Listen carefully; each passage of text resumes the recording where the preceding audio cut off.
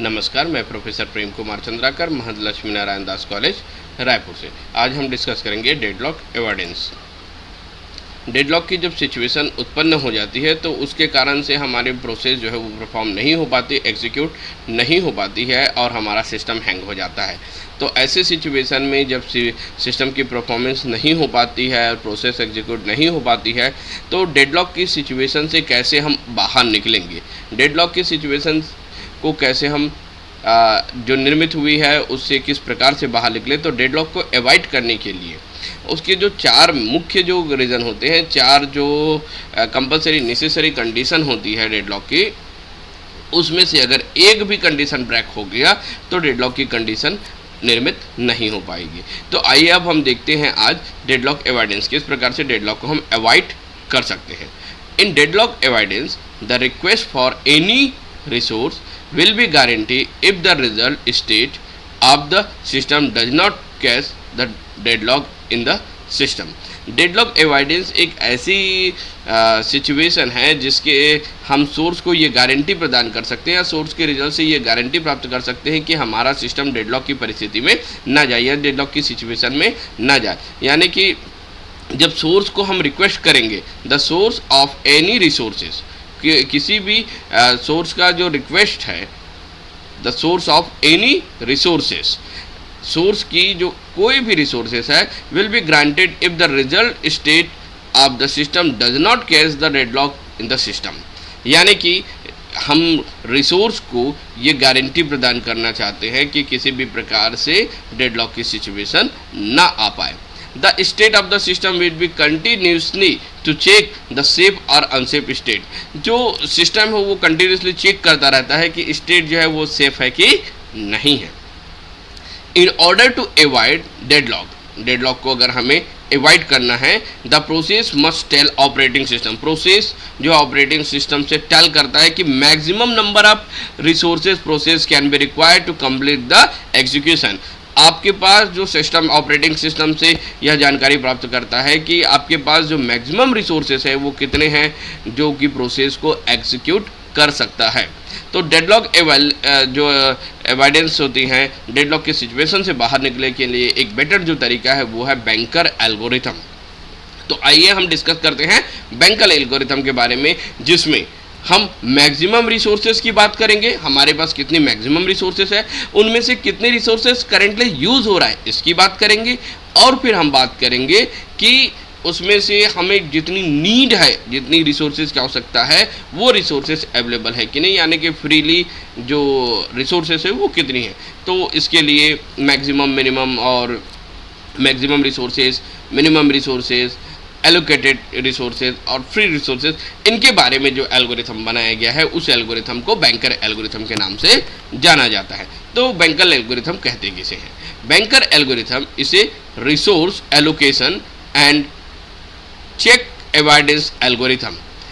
Banker algorithm इसे resource allocation, banker algorithm एक resource allocation तथा डेडलॉक अवॉइडेंस एल्गोरिथम है। यानी कि बैंकर एल्गोरिथम की सहायता से हम रिसोर्स जो एलोकेट होता है उसके बारे में तथा डेडलॉक को कैसे अवॉइड करते हैं इसके बारे में जानकारी जो है इस एल्गोरिथम के द्वारा हमें प्राप्त होती है। Which test all the request made by the process of resources, जहाँ पर ये जो एल्गोरिथम है which test all the request made by the process of resources, वो सारे जो प्रोसेस है उनके रिक्वेस्ट जो रिसोर्सेज के लिए प्राप्त की गई है उनकी इंफॉर्मेशन कंटेन करके रखता है और चेक करता है कि if check for the safe state after the granting the request of the system remain the safe state is allowed to the request. कोई भी प्रोसेस जब भी रिसोर्स के लिए आएगा तो बैंकर एल्गोरिथम सबसे पहले चेक करेगा कि उस प्रोसेस के लिए हमारे पास सेफ जो रिसोर्सेस है वो अवेलेबल है कि नहीं। यानी कि किसी भी प्रोसेस को रिसोर्स एलोकेट करने से पहले इस बात की गारंटी ली जाएगी कि वह सेफ स्टेट में है कि नहीं है और उसको एग्जैक्टली जो उनके पास रिसोर्सेस अवेलेबल है वो रिसोर्स उसे एलोकेट किया जाएगा। And if there is no safe state it does not allow to request the made by the process. अगर हमारे पास सेफ स्टेट नहीं है तो यह प्रोसेस को अलाउ नहीं करेगा। प्रोसेस को अलाउ कब करेगा, जब सेफ स्टेट है कि नहीं। तो बैंकर एल्गोरिथम सीधी सी बात जो है वो रिसोर्स एलोकेशन एल्गोरिथम है, जो कि जो रिसोर्स जो एलोकेट होता है उस सिचुएशन में देखता है कि किसी प्रकार के डेडलॉक की सिचुएशन उत्पन्न ना हो जाए। जब भी कोई प्रोसेस आए रिसोर्स को एलोकेट करने के लिए, जब रिक्वेस्ट आए तो उस समय चेक किया जाए कि इस प्रोसेस के लिए सेफ रिसोर्सेज अवेलेबल है कि नहीं है। अगर सेफ रिसोर्सेज अवेलेबल है तो वो रिसोर्स एलोकेट होगा, अदरवाइज रिसोर्स एलोकेट नहीं होगा उस प्रोसेस के लिए।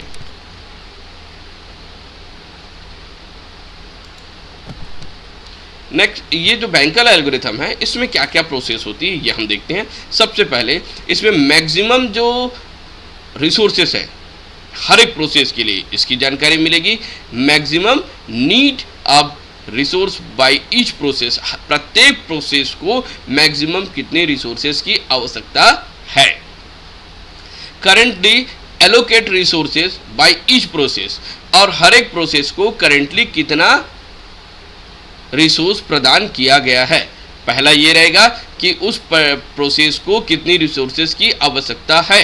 दूसरा ये होगा कि करेंटली उस प्रोसेस को कितनी रिसोर्स अवेलेबल करा दी गई है।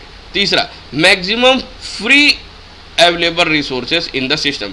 अब इसके पश्चात जो मैक्सिमम फ्री स्पेसेस है उनका डिस्कशन किया जाएगा, यानी कि फ्री रिसोर्सेज कितनी है सिस्टम पर उसको बतलाया जाता है। तो मैक्सिमम फ्री रिसोर्सेज कैसे बनेगा, मैक्सिमम रिसोर्सेज जो हमारे पास अवेलेबल है उसमें से करेंटली जो एलोकेटेड है उसको जब अगर हम घटा देंगे तो बचा हुआ जो रहेगा वो क्या कहलाएगा, फ्री रिसोर्सेज कहलाएगा। The request will be guarantee under the below the condition. ये रिक्वेस्ट जो है किस कंडीशन पर आता है, तो इसके लिए दो स्पेसिफिक कंडीशन है किस प्रकार से कंडीशन में रिसोर्स एलोकेट होगा। If the resource made by the process is less than or equal to the maximum need to the process, जब भी कोई प्रोसेस के लिए रिक्वेस्ट आएगा तो उस प्रोसेस के लिए जितनी रिसोर्सेज की आवश्यकता है तो पहले ये चेक किया जाएगा कि हमारे पास मैक्सिमम जो रिसोर्स है वो या तो वो प्रोसेस के रिक्वेस्ट से कम हो या उसके बराबर हो, उससे ज़्यादा ना हो, यानी कि सेफ स्टेट हो। दूसरा, if the request made by the process less than or equal to the freely resource in the system। दूसरा कंडीशन ये है कि अगर पहले से कोई प्रोसेस हो रहा है और दूसरा प्रोसेस आता है तो उसके द्वारा रिक्वेस्ट की गई रिसोर्सेज जो है उसके लिए जो रिक्वायर्ड जो रिसोर्सेज है वो रिसोर्सेज फ्री जो रिसोर्सेज है उससे कम या उसके बराबर होना चाहिए। यानी कि मुख्य शर्त तो यही है कि हमारे पास जो मैक्सिमम रिसोर्सेज जो है हम जो प्रोसेस के लिए जो रिक्वेस्ट आएगा वो उससे कम या उसके बराबर ही हो। अगर मान लो जाए प्रोसेस उस रिसोर्स की उतने रिसोर्स की मांग करता है जितने हमारे पास अवेलेबल नहीं है, तो ऐसी सिचुएशन में उसको हम उस प्रोसेस को रिसोर्स एलोकेट ना करें। जब प्रोसेस को रिसोर्स एलोकेट नहीं किया जाएगा तो जाहिर सी बात है कि सिस्टम डेडलॉक परिस्थिति में नहीं जाएगा और सिस्टम सेफ रह जाएगा। तो बैंकर एल्गोरिथम को हम एक एरे फॉर्मेट में या एम और एन वेरिएबल के फॉर्मेट में समझने की कोशिश करते हैं। डेटा स्ट्रक्चर के फॉर्मेट में किस प्रकार से बैंकर एल्गोरिथम होती है, बैंकर एल्गोरिथम की जो मैक्सिमम मिनिमम और फ्री स्पेस वाली बात है उसको हम समझने की कोशिश करते हैं। Where N is the number of process, यहाँ पर एन जो है नंबर ऑफ प्रोसेसेस है, M is the number of resources. M क्या है, नंबर ऑफ रिसोर्सेस है, एन प्रोसेस है और एम रिसोर्सेस है। Available M indicates how many resource are currently available of each type. तो सबसे पहले जो m है वो क्या बता रहा है, नंबर ऑफ रिसोर्सेज। तो सबसे पहले हमें बताएगा अवेलेबल m जो है कितने रिसोर्सेज करेंटली हमारे पास अवेलेबल है। How many resources currently available of each type, प्रत्येक टाइप का कितने रिसोर्सेज हमारे पास अवेलेबल है ये कौन बताएगा, m बताएगा। क्यों, क्योंकि m is the number of resources. दूसरा, maximum n m indicate the maximum demand of each process of each resource. प्रत्येक प्रोसेस के लिए कितनी रिसोर्स की आवश्यकता है वो पहले बताएगा। मैक्सिमम प्रत्येक प्रोसेस के लिए कितनी रिसोर्सेज की आवश्यकता है, पहले तो कितने रिसोर्स अवेलेबल है, दूसरा प्रत्येक प्रोसेस के लिए कितनी रिसोर्सेज की आवश्यकता है। Allocation MN indicate the number of each resource category allot to the each process.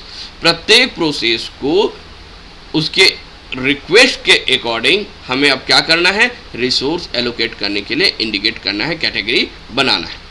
Need MN indicate the remaining resource need of each type of the resource. अब ये जो नीड होगा वो टोटल जो हमारे पास अब प्रोसेस बचा है उस प्रोसेस के लिए कितने रिसोर्स अब फ्री है, बचे हुए हैं, या कितनी आवश्यकता है उसको ये बतलाता है। तो नीड क्या होगा, सबसे पहले तो हमारे पास मैक्सिमम जो रिसोर्सेस है उस मैक्सिमम रिसोर्सेस में से मिनिमम एलोकेटेड जो रिसोर्स है, मैक्सिमम रिसोर्स में से एलोकेटेड रिसोर्स को जब हम घटा देंगे तो बचा हुआ जो रिसोर्स है वो हमारी नीड है। अब जब नया प्रोसेस आएगा तो उसके लिए क्या होगा, पहले चीज तो जो नीड है, ये जो नया प्रोसेस आएगा वो नीड से कम हो या उसके बराबर हो, उससे अधिक ना हो। अगर उससे कम या बराबर होगा तभी आपका रिसोर्स क्या होगा, एलोकेट होगा प्रोसेस के लिए, अदरवाइज एलोकेट नहीं होगा। तो नए प्रोसेस के लिए सीधी सीधी बात चेक करने के लिए बैंकर हमने क्या बना दिया कि हमें सबसे पहले मैक्सिमम रिसोर्स को देखना है, मैक्सिमम रिसोर्स के बाद एलोकेटेड रिसोर्स को देखना है। अब मैक्सिमम और एलोकेटेड रिसोर्स के बाद में जो डिफरेंस बचता है, जो रिसोर्स बचता है, वही रिसोर्स नेक्स्ट प्रोसेस को असाइन किया जा सकता है। कब, अगर अवेलेबल जो रिसोर्सेज है वो जो नेक्स्ट प्रोसेस की रिक्वेस्ट जो प्रोसेस है उससे कम या उसके बराबर हो।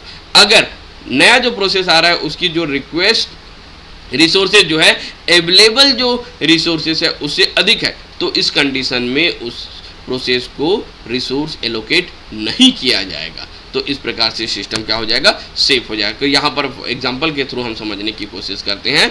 हमारे पास एक एग्जांपल है जिसमें ABCD 4 प्रोसेस हम लिए हैं यहाँ पर, और उसी प्रकार से रिसोर्सेज जो है वो लिए हैं। तो यहाँ पर the total resources in system की जो रिसोर्सेज है वो कौन कौन से है, A के पास 6 है, B के पास 5 है, C के पास 7 है और D के पास 6 है। दैट मीन्स मल्टीपल इंस्टेंस वाली बात है। यहाँ number is indicate the instance, number of instance. Available जो सोर्सेस है वो कौन कौन से है हमारे पास, A के 3 है, B का 1 है, C का 1 है और 2 का D के लिए 2 रिसोर्स अवेलेबल है। तो यहाँ पर ये अवेलेबल हो गया, ये क्या हो गया, रिसोर्स हो गया, ये क्या हो गया, अवेलेबल हो गया। तो इसे आप कैसे समझते आसानी से, देखिए सबसे पहले करेंटली एलोकेट रिसोर्सेस, जो 3 प्रोसेस है P1, P2, P3, इसके लिए कौन कौन से, P1 के लिए A का 1, B का 2, C का 2, D का 1। इसी प्रकार से प्रोसेस P2 के लिए A का 1, B का 0, C का 3, D का 3। प्रोसेस P3 के लिए A का 1, B का 2, C का 1 और D का 0। ये क्या है, करेंटली एलोकेटेड रिसोर्सेस है, पहले से एलोकेट कर दिया गया।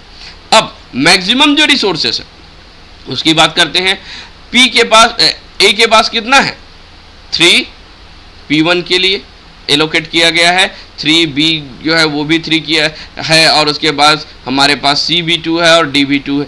तो मैक्सिमम हमारे पास P1 के लिए रिसोर्सेस कितना है, A का 3, B का 3, C का 3 और D का 2। इसी प्रकार P2 के लिए A का 1 है, B का 2 है, C का 3 है और D का 4 है। इसी प्रकार P3 के लिए A का 1 है, B का 3 है, D का 5 है, C का 5 है और D का 0 है।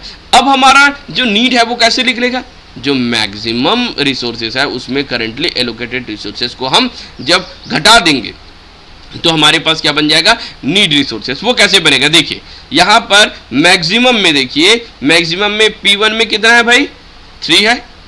P1 A के लिए कितना है, 3 है। करेंटली इसके पास एलोकेटेड कितना है, 1। तो 3 में 1 माइनस कर देंगे, कितना आएगा, 2। इसी प्रकार से B के लिए कितना है, मैक्सिमम 3 है, पहले से एलोकेटेड 2 है तो बचा 1। यहाँ पर देखिए मैक्सिमम में C के लिए, C कितना है, 2 है और करेंटली कितना यूज हो रहा है, 2 यूज हो रहा है, तो यहाँ पर 0 बचा हुआ है। सिमिलरली यहाँ पर मैक्सिमम 2 है D के लिए और एलोकेटेड पहले से 1 है तो कितना आ गया, 1। तो इस प्रकार से P2 का भी चलेगा। P2 में यहाँ पर मैक्सिमम 1 था, एलोटेड है 1 तो 0 हो जाएगा। यहाँ पर 2 था, पहले से रिसोर्सेस है, एलोकेटेड 0 है तो 2 फ्री बच जाएगा। यहाँ पर 3 था, पहले मैक्सिमम और एलोकेटेड भी 3 है तो 0 हो जाएगा। यहाँ पर मैक्सिमम 4 है, एलोटेड 3 है तो 1 बचेगा। इसी प्रकार P3 के लिए देखते हैं कि मैक्सिमम जो है 0 है, एलोटेड 0 है तो 0 हो जाएगा। मैक्सिमम 3 है, एलोटेड 2 है तो 1 बचेगा। मैक्सिमम 5 है और एलोटेड 1 है तो 4 बचेगा। और यहाँ पर जो P3 के डी के लिए 0 है तो 0 रहेगा। तो इस प्रकार से ये जो बचा हमारा नीड जो मिला, ये क्या हुआ? फ्री। ये क्या बचा? फ्री। हमारे पास मैक्सिमम रिसोर्सेज था वो ये था।